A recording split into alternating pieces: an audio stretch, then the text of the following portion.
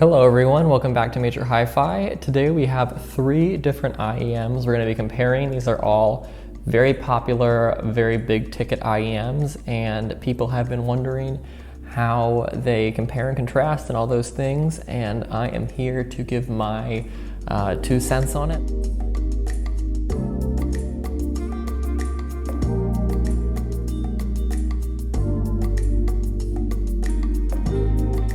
So we've got the 64-audio Duo, the Campfire Andromeda, and the SeeAudio Neo. These all run for over $1,000, so the Duo runs for $11.99, the Andromeda runs for $10.99, and the Neo also runs for $10.99. So I'm going to start out by going over a few things about these.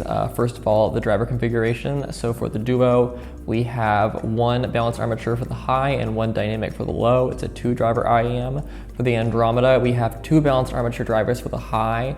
We then have 1 balanced armature for the mid and 2 balanced armatures for the low. And then for the Neo, we've got a total of 10 drivers with 4 balanced armatures for the low, 2 balanced armatures for the mids, and 4 balanced armatures for the highs. So all balanced armature drivers besides 1 dynamic driver for the low end in the Duo. In terms of frequency response, we've got 20 Hz to 20 kHz on the Duo, 10 Hz to 28 kHz on the Andromeda, and once again 20 Hz to 20 kHz on the Neo. And for impedance, the Duo has an impedance of 9 ohms, the Andromeda has an impedance of 12.8 ohms, and the Neo has an impedance of 28 ohms. As far as connectors go, the Neo and the Duo both have 0.78mm connectors, and the Andromeda has MMCX connectors, and these all come with a 3.5mm termination. Looks and fit wise, none of these are going to be hideous or uncomfortable at this price range. Few IEMs are, and certainly not these that I've reviewed. All 3. I don't think I've reviewed the Andromeda individually on this channel, but I've certainly talked about it and compared it before. These are all 3 IEMs I'm a big fan of, and none of them have huge caveats, especially not in the fit or style section. Of course, you know, the Andromeda is a brighter green. It's a more kind of loud looking statement, you know. Then the Neo is super sort of like classy and has this cool gold flex going on in the back. And then the Duo is a bit more minimalistic and chic and modern and all those things. You've got a nice kind of silvery ring and this perforated like black grille on the back. They all have sort of different fits. The Andromeda is a bit more of an angular fit that kind of locks into your ear but manages to avoid touching it too much. And this makes it a bit more comfortable and its kind of edge-centric look might suggest. The Duo has a very sort of simple fit. They just kind of go into your ears and hang on mostly through the actual ear tip. They don't make a lot of contact with your ears, but they do stay in there very firmly, and they have just a very simple kind of semi-ovular shape to them. And then the Neo is the most involved fit, if you will. It's going to touch your ears the most, but it's also going to kind of mold to them the most. It has that very curved molded ear shape that I talk about with a lot of IEMs. It's pretty popular right now. So that also could mean that it might not be perfect for everyone's ears. It's maybe a little bit more of a hit or miss, even though it is still a universal IEM. I find the Neo to be maybe one of the most comfortable, but it also is maybe a bit more particular in the fit. And it might take a little bit more work to get it locked in there, but it does lock in kind of the most intensely. But honestly, I mean, I don't think there's too much to say comparing the looks and fit of these. And when you're at this price range, unless there's some major design flaw, I doubt anyone is buying these based on looks or fit, unless you have abnormally shaped ears or a kind of ongoing problem with a certain company's build. All of these should be just fine in the fit department, and looks wise, they're all pretty cool looking. They're all very different looking, but I know everyone here cares about sound, and these are all built around the premise of sound less so than style. So on that note, let's go on ahead and talk about how they sound.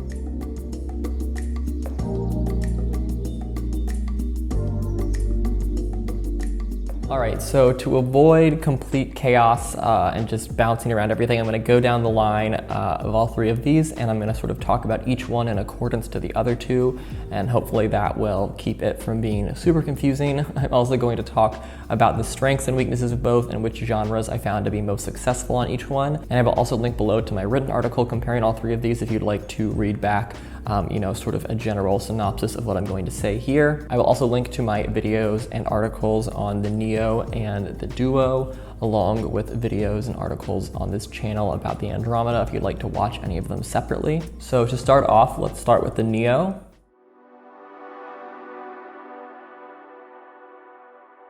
So the Neo has the most intense high mid of any of the three of these. It's got a pretty strong snap to it, and this is going to mean that it's going to give you increased definition and engagement with vocals and other instruments in that area. The Neo has a bit more of a saturated colored high end to it that kind of reminds me of some of the timbres I hear on the Andromeda, but I hear those timbres a little bit more in the mid-range of the Andromeda, and I hear them kind of pushed further up in the Neo in terms of that kind of slightly warmed up but still very crisp texture. The Neo is definitely brighter than the Andromeda, but its high end is still very smooth and relaxed, and it is not as bright as the Duo. The Duo is the brightest of the three of these, and it's definitely brighter in comparison to the Neo, at least in those super high frequencies. In terms of low end, the Neo has kind of the most natural but also the least kind of intense booming low end. It's not a super strong low end response. Definitely better for someone who's looking for a bit more of a neutralized sort of low end sound that's not going to be overwhelming really at any time.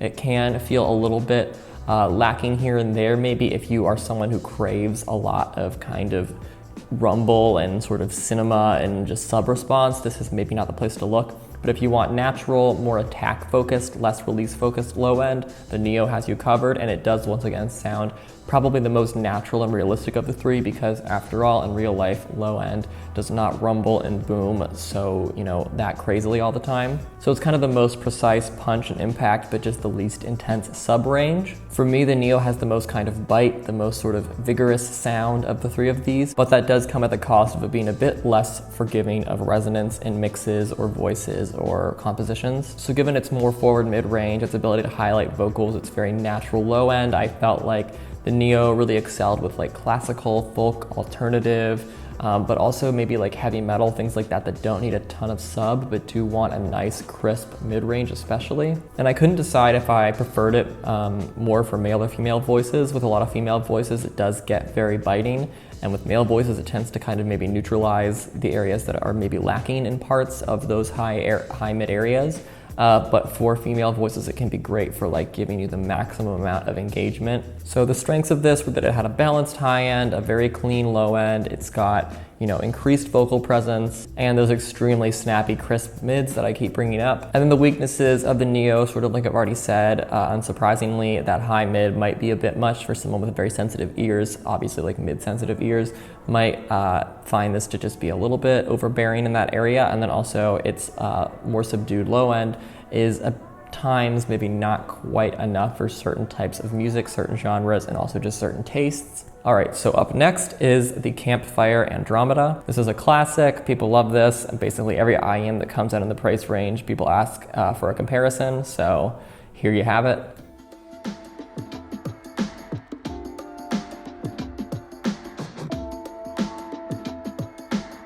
All right, so right off the bat, not surprising, the Andromeda has a bit more of a smoothed out, recessed high mid in comparison to the Neo, and also a bit less of an intense high end, though I will say the high end intensity difference between these two is pretty subtle. The Andromeda is not that much darker. I wouldn't even really say it's darker, it's just less aggressive maybe in the high end. And despite its comparatively lower leveling in the high mid and high end to the Neo, it does manage to come very close, if not match it in terms of snap and definition, which is of course impressive and a great kind of best of both worlds. In terms of soundstage, the Andromeda and the Neo are both very wide, but the Andromeda feels a bit more airy and grounded by its low end, which is a bit stronger and also a bit more separated from the edges of the stereo spectrum, whereas the Neo kind of just pushes the whole mix out sort of evenly across the board a bit more. And that more grounded in the middle, sort of, reserving the edges, separating them out, that the Andromeda does is also sort of what I see on the Duo. So these two feel like they share a bit more characteristics imaging wise, whereas the Neo takes kind of its own approach. For me, the Neo is more of just sort of like an overall sort of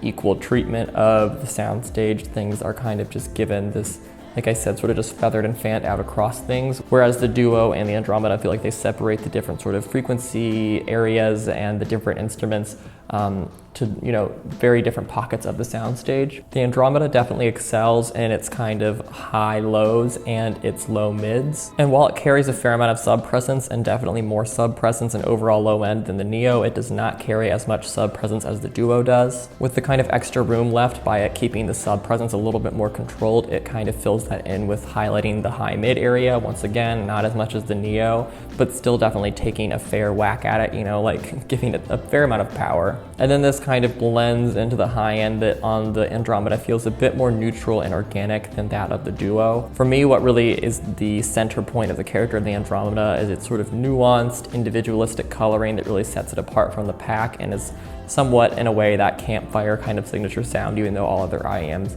do have their own sound. But the Andromeda just has this like abnormally strong punch and this very distinctive saturation to it that I feel like is really what gives, the unique spin that it adds to different songs and whatnot. So for me, I found because of its kind of extended but not super extreme mid-range, it's very defined, snappy, punchy sound, and its sort of, signature color. I felt that the Andromeda excelled most at pop, electronic, jazz, country, classical, once again classical, things like that. That really do take a lot of advantage from that extra attack, that extra boost on those hit sounds and whatnot, and also can benefit from that kind of warmth, those sort of rounded edges in certain areas that kind of help to, counteract that added attack. So the strengths of the Andromeda for me are, once again, that very pleasant saturation and color. It's really great punch and impact, nothing that I haven't said already. And then also that it has very precise separation and that it has a very strong but quite balanced low end. And then the weaknesses are kind of related to the strengths, as it tends to be the case. Whatever its most kind of forward characteristics are can have their pluses and minuses. And for me, the weaknesses of the Andromeda are that the colored sort of saturated sound is a bit polarizing. It's not going to be everyone's cup of tea, as is expected. And then that its increased attack can overshoot the mark at times, sometimes adds a bit too much impact to things that can make them a little bit more intense than you might want and a little bit harsh. All right, so last but certainly not least is the Duo. This is a very new IEM. It just came out recently and I reviewed it recently. Like I said, I'll link that below.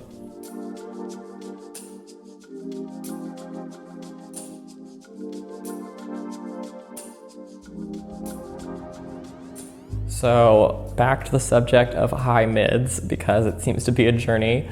The Duo is by far the most subdued in the high mids of any of these. It is significantly more subdued than either one. If anything, it's like the inverse of the Neo in this area. It's got a very, very laid back, recessed high mid range. So because of this, along with some other features, it's going to have the most smooth, intensely clean sound, the most purified sound of the three of these. And if you have sensitive ears or mid-sensitive ears, the Duo is kind of a no-brainer in a sense, but also the Andromeda does only give you so much high mid that if you can, handle a certain serving of it, then the Andromeda could work. So while the Duo is the most subdued in the high mid, it is probably the least subdued in the high end, where it has by far the brightest, glossiest shine of all three of these. So with this kind of bright high end and this really subdued high mid, we get a very clean, groomed, purified vocal sound from these, but we also get that in exchange for some kind of less intense forwardness and presence. We're not going to get quite as much presence when we're cutting back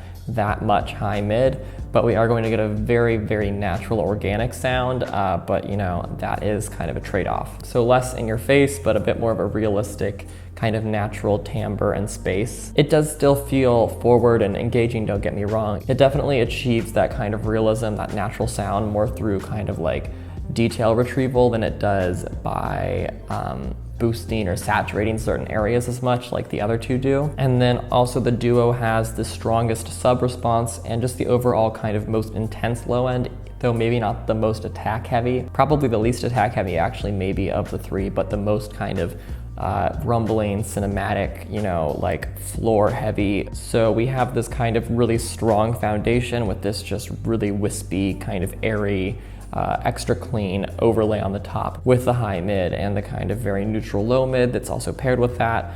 So this just feels like the most kind of easy on the ears and also maybe like the most laid back of the three of these, but we do have that at the cost of sacrificing a fair amount of mid-range presence and intensity, and also not having quite as balanced of a low-end sound. It does give you a pretty strong dose of low-end, so it's not quite as neutral in that area. So with that more subdued high-mid, that stronger low-end, and that really high-end, I felt this was best for pop music, unsurprisingly, electronic, also not surprising. And then it also really worked well with rock, R&B, hip hop, atmospheric, movie scores, things like that really benefit from a strong low end and a bit more of a cleaned up, purified sound throughout the rest. So the strengths of the duo were once again, very clean sound, smoothed out high mids, cinematic sub response, very glossy brightness, warm, low frequencies. And then the weaknesses were subdued high mids that maybe kind of decrease vocal and instrument presence at times. The sub response can be a bit too strong on some productions, and the high end can be a bit too bright and intense for really breathy, kind of airy sounds.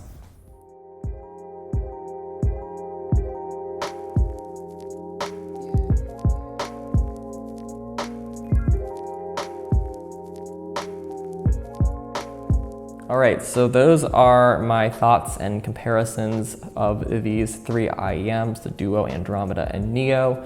Hopefully I did a good job. My brain feels kind of fried right now trying to compare all three of them, but let me know in the comments if there's anything else you want to know about the three of these. I have been listening to them side by side for quite a while right now, so I have them fresh in my mind, and I'd be happy to answer any questions you have. And once again, I'll link below to articles and videos I have done or we have done relating to these. I will also link to Major Hi-Fi's IEM ranking tool per usual, where you can compare these three along with any other IEMs by genre, price, build, all those types of things.